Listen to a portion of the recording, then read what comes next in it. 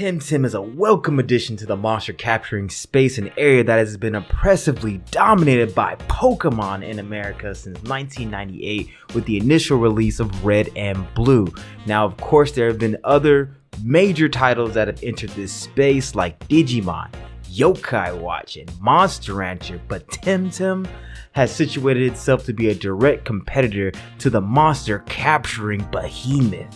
As a quick disclaimer though, this game is still in beta and I want to experience some of the other planned features like the auction and trading house, the arcade bar, and the clan system before making a full comparison to any mainline Pokemon titles. Welcome to the channel, everybody. I'm Oni Pepperoni.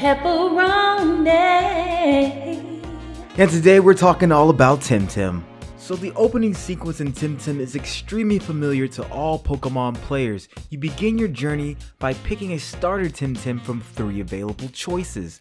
You are then tasked with identifying the various monsters in the regions in your Tempedia. Your rivalry is ignited and, spoiler alert, this guy is kind of a dick. And then you're off to complete various gym challenges. But what's in between is a definite bright spot for this title. The story had a way of slowly drawing me in, and before I knew it, I was fully invested and no longer just going through the motions so that I can get to the in-game content. The situations I found myself in felt fresh for this type of setting, and they also did a great job at breathing life into a lot of the NPCs. Now we can talk about the art and the graphics in general. The overall art direction in Temtem is great. The game does a good job of distinguishing the various regions while still making them look like they fit together, but it kind of falls flat when delivering certain details in the background, and it makes the gameplay feel sort of empty at times. The monster design is a mixed bag for me, but I'll admit that my judgment is compromised by just living through the early Pokemon and Digimon phases and having their monster design concepts forever burned into my brain. And just a quick touch on the sound and music in this game, my overall impression is that it's above average, but the only thing that really stood out to me was the Bacall Daymar theme, and the other things seem to just be serviceable. Like the battle music is fine and it does get you in the mood for a little bit, but after a while you kind of just want to play your own soundtrack. But outside of the basics, where does the soul of this game lie? What makes it interesting? A big thing here for me is the exploration. It is extremely satisfying to run around areas you haven't been before and encounter new monsters while filling out your Tempedia. The game is also constantly rewarding you for taking the time out to explore it. The methods of transportation also play a factor in keeping it fresh, and it rewards you with new tools to navigate with as you progress on your journey. You'll get to hop on a surfboard, go rock climbing, then web sling with your grappling hook, and even just straight up mount one of your Temtem.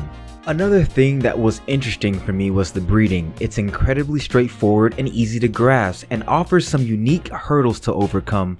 The fertility system can be a bit frustrating at times, but it adds more value to the Tems you breed and sell on the marketplace. The negatives here are it's just very grindy. The breeding items are expensive and single use, but that issue might resolve itself as more opportunities to earn currency are introduced into the game. And breeding, as you probably already guessed, is not the only in-game content here. There are multiple avenues you can take once you've done all the gym shenanigans and become the best Temtem tamer this side of the Solar River. The game is absolutely packed with content here. There are rank matches, player housing, dojo wars, clans, dailies, weeklies, and since it's an MMO, you can just chill with your buds and complete some side quests, and that is only scratching the surface. You will not be disappointed with the amount of content this game has to offer. Temtem as an MMO is quite lackluster though. At no point have I felt the need to actually interact with other players to enjoy the game. It's also clear that you are rewarded way more efficiently when playing solo, and on top of that, it doesn't really do a great job at making me feel like I'm playing with other players. Despite there being an in-game chat, the other players just feel like NPCs running around in circles. Outside of the trading and auction houses, And battling, there's really no opportunity for other players to interact with you in a meaningful way. But in short, there's a lot of quality RPG mechanics here, but not a whole lot of MMO. This game has found something very interesting, but its sustainability will depend on how well they can keep the world interesting and give players a reason to keep coming back. It's not going to be enough to just have fetch quests and tell us to catch and release whatever Temtem.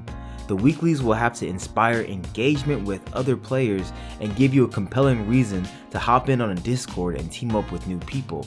But as it stands now, this game is a single player experience that has some MMO elements, and if you're looking for a Pokemon journey you can go on with your friends, then I can safely recommend it. Hell, even if you don't have many friends and you just want a really nice, fresh Pokemon-like experience, the story in this game is well worth the asking price alone. However, this title doesn't offer anything groundbreaking, nor does it offer any new features to entice new players into the genre, but they made something very solid here and is well worth your time and investment if you're even remotely interested. And that is it for the day, everyone. I'm Oni Pepperoni. Thank you for making it to the end of this video. If you haven't already, drop a like, leave a comment, and subscribe to the channel.